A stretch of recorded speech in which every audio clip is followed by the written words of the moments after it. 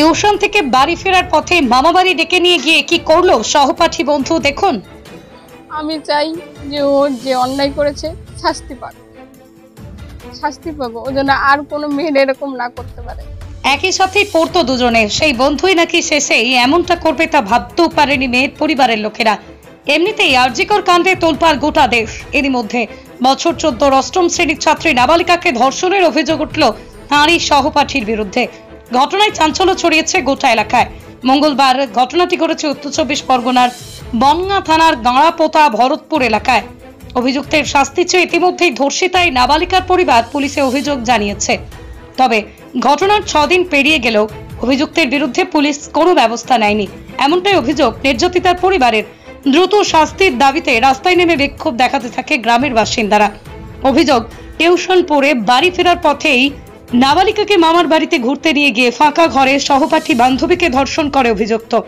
ঘটনার কথা কাউকে বললে প্রাণে মেরে ফেলার হুমকি দেয় অভিযুক্ত।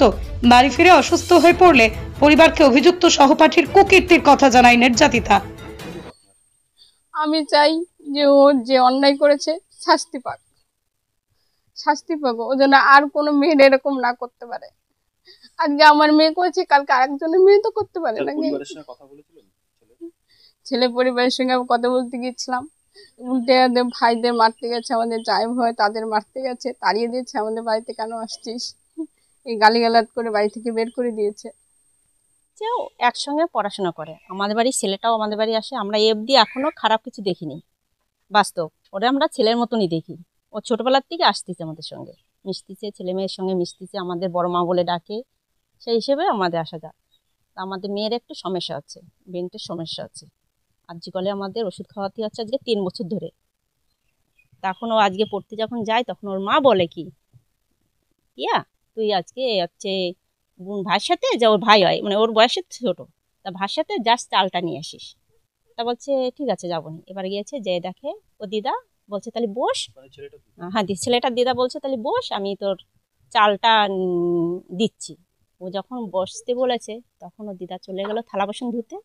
সেই মুহূর্তে ও দরজা আটকাই দিল। তা বলছে নয়ন তুই দরজা আটকাচ্ছিস কেন? বলছে না কিছু করবো না। তখন ও মুখটা টিপে ধরলো, মুখটা টিপে ধরলে ও তখন চেঁচালো, অনেক হাস্য করেছে, ও পারেনি। তখন ওদের খাট ছিল, খাটের মধ্যে ফেলে দিল। ফেলে দেওয়ার পরে যেটা হয় বাস্তব সেটাই করেছে। এবার বাড়ি আসছে, তখন আমরা বাড়িতে ছিলাম না। আমার মেয়ে তখন সারা রাস্তা কিনতে কাটতে আসছে, গাড়াপতার থেকে গোবরাপুর থেকে একাই এসছে, ও পিছিয়ে নাই, ও আলাদা আসছে। এবার আসার পরে এখানে এসে যখন চেঁচাইছে তখন ও পড়ে গেছে। আমার মেয়ে আছে 11 বা 13 বছরের মেয়ে, সে বলছে মা ও ঠাকুমা দিদি কেন কান্না করছে, দেখো সাইকেল রেখে কি করতেছে। তখন ও ঠাকুমা আসছে, আমরা বাড়িতে ছিলাম না, লোকজন ভরে গেছে, বলে মা কোথায়, মা কোথায়। তারপরে আমি মাঠের থেকে দৌড়ে আসি, আমি কি হয়েছে বাবা, বাবা আমি মরে যাব। কেন মরে যাবে, কি জন্য, কি হয়েছে? আমার এই করেছে। থানার থেকে পুলিশ করার পরে বিকেলবেলা পুলিশ এসলো, এসে টাইম দিয়ে গেলো, এই কয়েকদিনের মধ্যে হাজার মানে তুলতি গেল। 2 দিন টাইম দিয়েছে, 2 দিনের মধ্যে হাজির তোলে না, 2 দিন পরে আসছে। কালকে আবার পুলিশ আসলো সকালবেলা। আসার পরে পুলিশ যে ম্যাডাম ছিল, আমরা ছিলাম না, পাশের লোক যা বললো, ম্যাডাম আসার পরে বললো 5 দিন উনি টাইম দিয়ে গেছে, মঙ্গলবারে টাইম দিয়ে গেছে। আমাদের অভিযোগ অপরাধী যেন কঠোর শাস্তি পায়, ঠিক আছে। আর যেটা আমার ফ্যামিলির সঙ্গে যেটা হয়েছে যেন দ্বিতীয়বার সে অন্য কোনো ফ্যামিলির সঙ্গে সেটা যেন না হয়, আমরা শুধু সেটাই চাইছি। পুলিশ তো সেদিনকে একবার এসেছিল, তারা ধরার চেষ্টা করছে, তার আত্মীয় স্বজনের বাড়ি তারা গিয়েছিল, পুলিশ সেখানে পায়নি তাদের, পুলিশ চেষ্টা করে। গ্রামবাসীদের রাস্তা অবরোধ করে বিক্ষোভ দেখানোর পরপরই পুলিশ অভিযুক্তকে ধরে। পরে 1 ঘন্টা অবরোধ বিক্ষোভে চলার পর অবরোধ তুলে নেয় এলাকাবাসীরা। এই মাত্র থানা থেকে 6 দিন পর্যন্ত হয়ে গেল, 6 দিনের মধ্যে কিন্তু এখনো পর্যন্ত আসামি ধরা পড়েছিল না।